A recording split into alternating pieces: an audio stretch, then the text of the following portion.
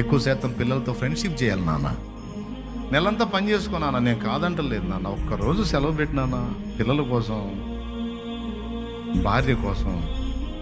కాస్త అట్లా అట్లా బయటికి తీసుకెళ్ళినానా, ఏదో మందిరానికి తీసుకెళ్ళినానా, ఆ దైవజనుడి స్టోరీ చెప్పినానా.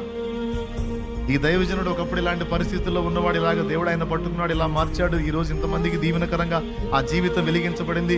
నా కుమారుడా నువ్వు కూడా అలా కావాలరా, నా కుమారి నువ్వు కూడా దైవజనుడల్లా కావాలమ్మా అని వాళ్ళకి ఆదర్శం చూపించు.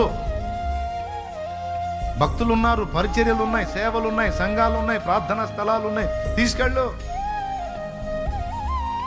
తల్లిదండ్రులు అప్పచెప్పుకున్నారు దేవుని సన్నిధిలో, తల్లిదండ్రులు బ్రతికారు, పిల్లలు కూడా ఎదిగారు. ఫలితంగా ఈరోజు వాళ్ళు సేవకులయ్యారు.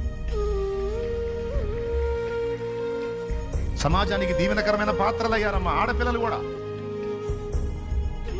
కూడా మీరు మీ బిడ్డల్ని ఎలాగో పెంచుతున్నారో ఒకసారి చూసుకోండి అని నేను